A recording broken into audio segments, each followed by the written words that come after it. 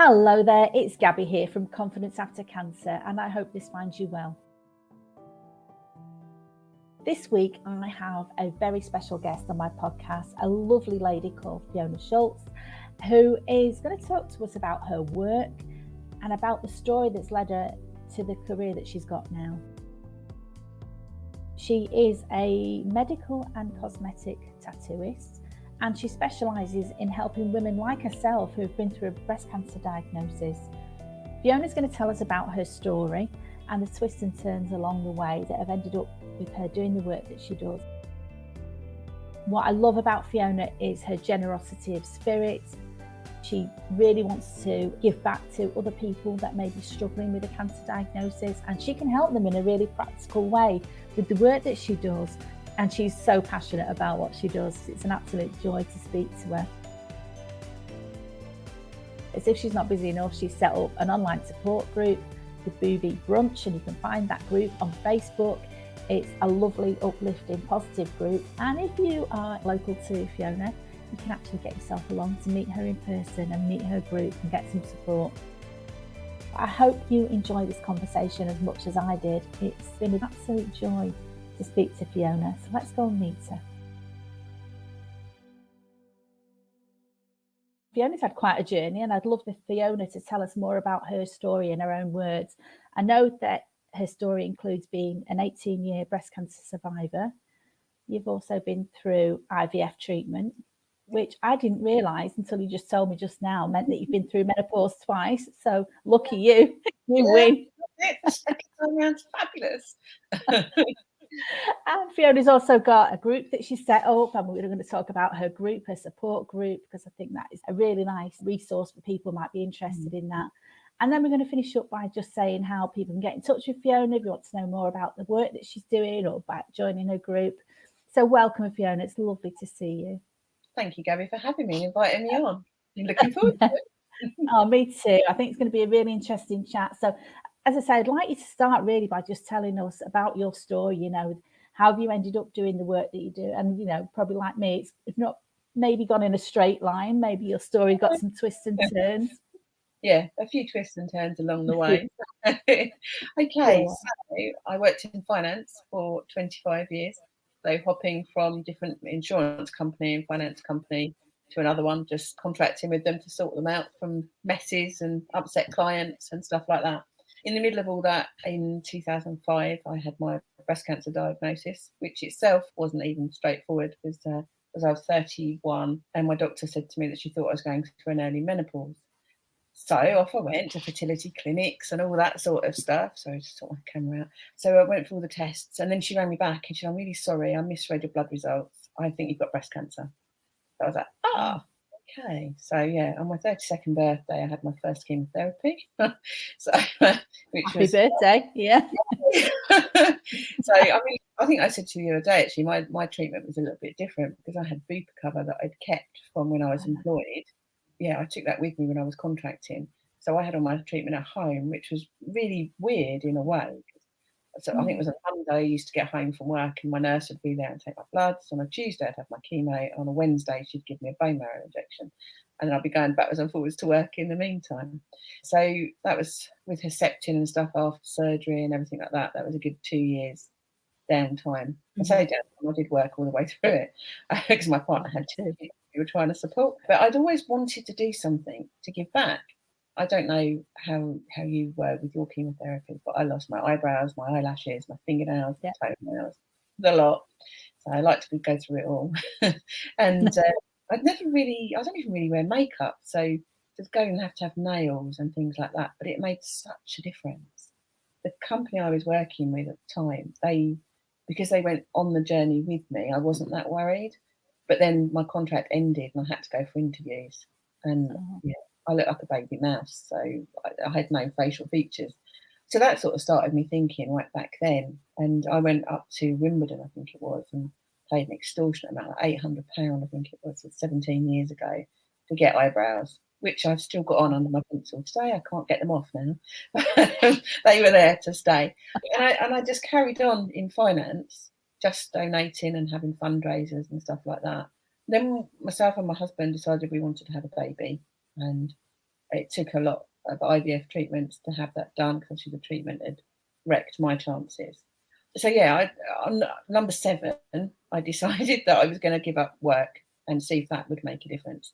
Thankfully it did. She's nearly 8 now, driving me crazy. Oh, yeah, what's your daughter called? Mireia. Oh, lovely. What a lovely name. Yeah, so basically it means miracle in Spanish, and we went to Spain to have the treatment. So yeah, she's not fully aware of all of it yet, so we need to tell her at some point. But yeah, so she's Mireia, which she hates being called because no one can ever say it. Oh, bless her. It was really easy, like Freya, but with a mi at the front. It's Mireia. Yeah. So yeah, so I had her, and I was off work, and I didn't want to go back to working in an office. I'd waited till I was 43 to have a child, so I wanted to be at home with her, spend all my time with her that I could. And we were going to get married, so I thought, I need to have some eyebrows. I can't go down the aisle with no eyebrows. And I went to a lovely lady I found in Maidstone, and she had a little cabin like where I'm sitting now, and a little sign on the wall that said, "Are you looking to change career?" That was my light bulb moment there and then. So I thought, yes, that's what I want to do. So I trained to do microblading, which I don't do at all now. For various reasons, I don't do it at all. But with the ultimate goal of being able to complete women after mastectomy and reconstruction. So I can put their brows on for them before they go for their chemo, or during or after, and then complete them at the end of their journey. I absolutely love it. Absolutely love it. Training, I mean, it's been 5 years that I've been doing it and training. It's been quite expensive. But I don't think I'll ever be rich, because I donate a lot of my time as well. As I'm finding out with other people, like my clients that come in, if they're self-employed, they don't get any help. So it's probably one of the most financially crippling times of life, having breast cancer or any cancer. Yeah, it is. And people don't realise that, you've got so many worries. Are you going to live or die? How are you going to cope with the treatment? And then you've got financial pressures as well. Ridiculous. So I donate my time to those ladies. And my husband gets a bit upset about it, but I'm like, no, they need that to give them the confidence to go out and be themselves again, to be normal. So I do a lot of donating time. And I don't think I mentioned to you before, but a friend of mine has set up a CIC, so not a charity, but it's actually a company. And we're going to be looking at ways of raising funds and being able to give grants to ladies that are going through cancer treatment or some other hard time in their life if they're self-employed and got no income, just to pay more or have something done like areola or eyebrows or whatever. So So, no, I love that. And I just thinking about my story as well. It's a long time ago now, but in 2008, when I just finished my treatment, and I was like you, I worked through my treatment, and I remember going for an interview just after my chemo was finished, but before my mastectomy, and I had my wig on, the suit, and I thought I looked okay, but I had no eyelashes. And I draw my eyebrows on, but you can't fake eyelashes. And I could see the lady that interviewed me looking at me, and she didn't want to ask, and I didn't want to say. But she asked me when I joined. She gave me the job, and I joined the company, and she did say, "Have you been ill?" Well, actually, yeah. I've just said But it's hard because it would put some people off from employing you. And but the eyebrows, going back to the eyebrows, I couldn't believe when I finished my chemotherapy, and I was really bloated from steroids. I had a massive moon face, as I thought. No eyebrows, no eyelashes, and it's so upsetting to look at yourself in the mirror like that. You don't recognise yourself, do you? It's a constant reminder that this is taking over your life now, as if you need a reminder. But eyebrows, I mean, I've kept them up now. I have them topped up every now and again. It's such a difference. It really does to your face. And it's different for some people who are not bothered. But I know you also do the nipple reconstruction. Is it the tattooing for that as well? So tell us about that. I'm really interested in that. Love it. Absolutely love it. I did training some time ago, 5 years ago, when I first started doing the eyebrows. But it was too soon for me. I think I tried to run before I could walk. And the course I went on wasn't fantastic. So I took my time and I've looked about, and I found the absolutely most amazing woman, Vicky Martin. People listening may know of her because she's quite well known in the areola world as well. I saw her on Tattoo Fixers initially because she had areola all up her legs where she practices on herself. She's a nightmare. She's covered in all sorts of tattoos. She practices on herself all the time. But I get it, because doing it on skin is the only way you know if a method works and how it heals. So I found her a couple of years ago, and last June I completed my training for the areola, and I train other students with her as well now. It's just amazing, and the technique that she uses just lasts. The ink stays there, so you don't have to keep going for top-ups, which is the main thing. You just want to forget about it, don't you? You just want to be done and gone. You do. We talked about this before about, reconstruction is such a personal thing for different people. There's different methods, different ways of doing it. And I was talking to my friend the other day about, she's had 10 years of being on chemo and she's at the end of it now. And I was like, you're going to get a reconstruction. And she's like, oh, it'd just be vanity. But I thought, it's not just vanity. It's part of being a woman. It's a part of who you are. I'll tell you my strap line. I've got it in here. It's not vanity, it's normality. Because when I had my eyebrows done, a lot of people said to me, oh, that's a lot of money. That's a bit vain, isn't it? I'm like, but is it? You get up and look in the mirror and you look like you did yesterday. Yeah. I'm not me anymore. Why is that vanity? Just want to feel normal. And you've been through so much, like your friends, you've been through 10 years of treatment, and it's grueling, isn't it? You lose yourself. So it's normality. Tell her that. It's normality, not vanity. I'll tell her that. See you tomorrow. I'll tell her that one. Thank you. Love it. Absolutely love it. So going back to the nipple tattooing that you do, is that something that's not readily available on the NHS in the UK? You can get it on the NHS, but there's quite a waiting list. I know it's really good that they offer it on the NHS, so I won't slate it at all. However, having had ladies come to me that have had it done 5-6 times on the NHS, it doesn't really work. Because the people that do it haven't got a passion for it. They're trained to do it because they're senior nurses, generally. Oh, so it's just part of their job. Yeah, and they don't have the time to do it. They don't really want to do it. Whereas with me, it's my passion. I want you to be happy with it. I want it to last and be part of you, It's just a very different process for the NHS, and it is a long waiting list. I had a lady come as at one of our models, and she'd been waiting 8 years, I think, and she kept ringing and ringing and ringing, and somehow she kept falling off the list. So she'd actually had a vine put across her breast, which was beautiful. So I had to get the student to do the areola around the vine. It looked really good, really, really effective. But she said, I'll come as a model. I've got this tattoo.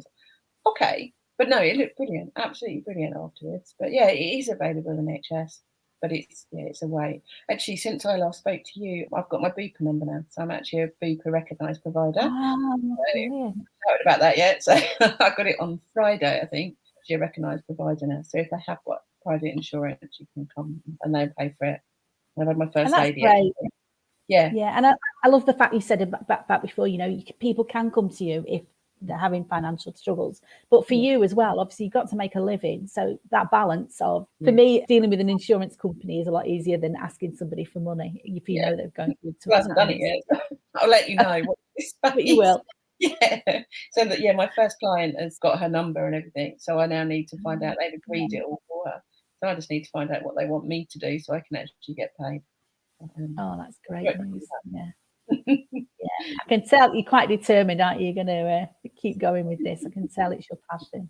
Yeah, I love it. Absolutely love it. But as well as the areola tattooing, I do the scar camouflage as well. So if you've tell us about that. So if you've had, I can do any white body scar, but for breast surgery, if you've had a DIEP and you've got quite an expanse of white flesh, then I can blend that colour down to the new areola and then take the white scar around from the actual surgery site. So that makes a big difference, because chatting to the models when we have the model days, there's 8 or 9 ladies there, and they've all had different surgeries and different bits and pieces and timelines and stuff. But the most common thing that they say is, I can't wear a low cut top because it's white. It catches people's eyes because it's so white. So you just camouflage that out so you can wear a bikini top or a vest top and people won't turn and stare at you because it's white. Yeah, that's amazing. Yeah. One lady was a golfer and she said, I have to go and get changed in the toilet and I feel really self-conscious. She said, but people look, they can't help but look because it's so white. At the moment it's probably all right because everyone's been on holiday and got suntans, so they wouldn't pay much attention. But she said, normally it's so nice just to get changed without people looking and staring. So it's human nature, isn't it? Unfortunately, we can't help it. It is. You know, going through a mastectomy, it's just on so many levels. It's not just the surgery, which is tough enough as it is. It's all the mental, the emotional, the you know, losing your sense of identity as a woman. You know, if you've lost a breast, what does that mean about you as a woman? There's all these mind games that are going on all the time. And I can understand some people don't want a reconstruction and that they've had enough, and that's fine. But for people that do have a reconstruction, you know, before I had cancer, I didn't realise how complicated it was, how complex it was. And actually, no matter what result you get, it's not the same as you were before. No, it's never the same. But I mean, I had a lumpectomy and auxiliary clearance. And then, once I'd had my baby, they weren't like the same size at all. They were all over the place. So I had an implant done and the other side was lifted. They're just, I don't know, they're just not right. I can't wear, you get the tops which are elastic at the top and they're lovely, like some of the dresses. Can't wear them because it just looks ridiculous because one's huge and like sideways on like a rugby ball and the other one's just sort of there. So you know, like, so I go and do the model days and the ladies say, oh, I really don't like my breasts. I'm like, actually, they're really good. Boob envy when I'm envy. Because some of the surgeons do a cracking job. Really good. And then once they get their areola on there, off they go. You know, you go down the beach, no one would know any different. So you've got really stare to see. Because we've been talking to the surgeons actually, because you do the mastectomy and the reconstruction, and a separate surgery generally to do the nipple. But you don't need it. You don't need it because the work and the way we do it is quite 3D anyway. I don't know if you've had a look at some of my pictures on my website or on my Facebook page or anything, but it looks so realistic. So we talked to the surgeons and said, could you do the nipple reconstruction after we've tattooed if someone still wants it done? And we're like, well, yeah, okay, we can do that. But no one's gone back. We spend our lives hiding our nipples, don't we, when we're cold? So yeah, we do. To me, it was a no-brainer. I mean, I think you're saying you just want to be back how you were. So you go into a bit of a panic about, well, I had nipples before, I need nipples. Yeah, give me a nipple reconstruction.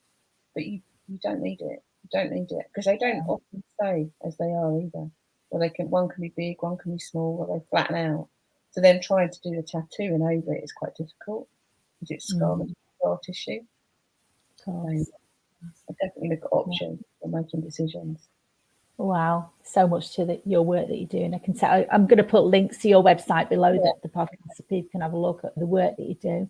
But you don't just do this. You've got a support group as well, haven't you? Yes. You've not got enough to do. Yeah, go on, tell us about your support group.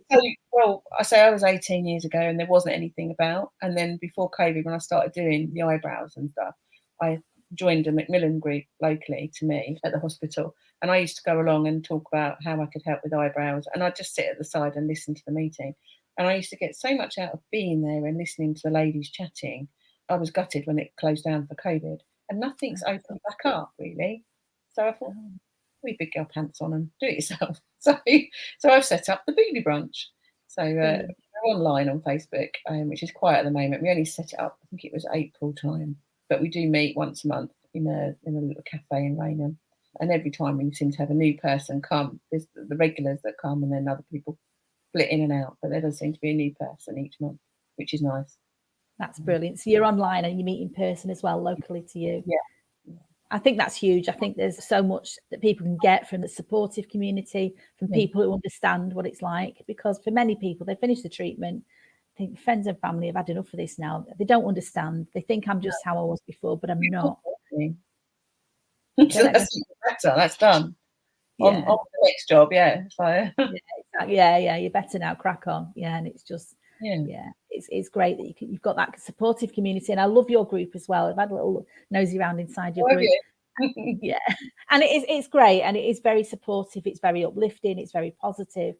I've dabbled in quite a few online groups, and some of them are some people like misery, and some people like to share their problems and talk about how awful life is. And I think, did you survive everything that you've been through, just to talk about how tough life is? And I know everyone has tough times. There's no judgment, but when you're supporting other people, we all need a light moment, don't we? Yeah.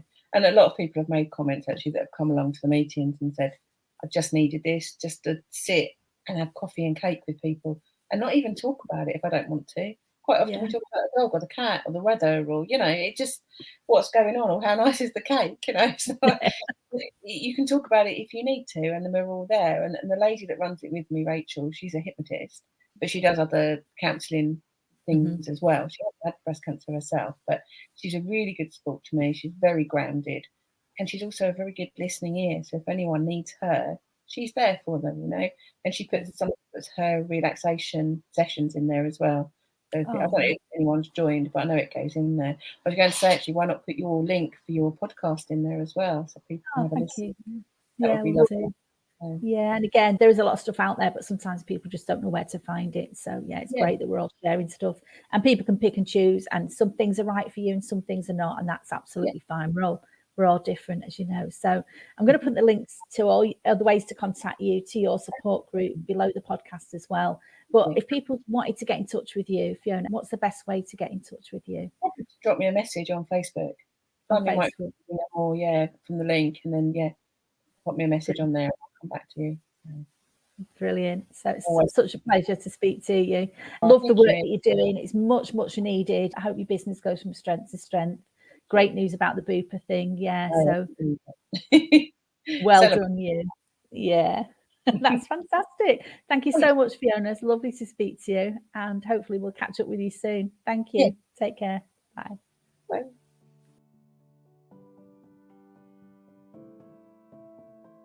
Well, I hope you enjoyed listening to that podcast as much as I enjoyed my conversation with Fiona. What an amazing woman she is, from her story of being diagnosed at such a young age, starting chemotherapy just as she was age 32, from her IVF journey, going through medical menopause twice, but she's ended up with her miracle daughter, and that's wonderful to hear. I'm also so inspired by Fiona about the way that she is determined now to give back, to help other people who maybe feel lost, who maybe feel after a cancer diagnosis like you've lost your identity. And I love the fact that Fiona's a bit like me. She'd worked in finance, and then after her diagnosis and her treatment ended, she realised that she needed to do something with her life that meant more to her, not just about money, but about the fulfilment that you can get by helping other people. And so Fiona's out there, and if you are feeling lost and lonely and nobody understands you, I'm here for you. Fiona's here for you. Please check out her online group, and if you're local to her in Raynham, where she is, get along to her group as well, the Booby Brunch. You'll be able to find her on Facebook. I'm going to put the links below where you can contact Fiona. But I love what she said about the work that she does. It's not vanity, it's normality. And that's what we all want. Sometimes it seems a little bit self-indulgent to be caring for ourselves. And, you know, I'm going to bang on about self-care again, because I talk about this a lot. As women particularly, quite often we can put other people first far too often. And if a cancer diagnosis isn't the time to put yourself first, I don't know what is. You've been through a lot if you've been through cancer, and this is the time now to work and get what support you can to make the rest of your life the best of your life. I really believe that no matter what you've been through, no matter what your poor body's been through, there are people who can help you put yourself back together again. Thank you so much for listening to this week's podcast from Confidence After Cancer. Please get in touch with me or Fiona if we can help you in any way at all. We're here for you. You're not alone. Take care, my love. Stay safe. Stay sane. Bye-bye.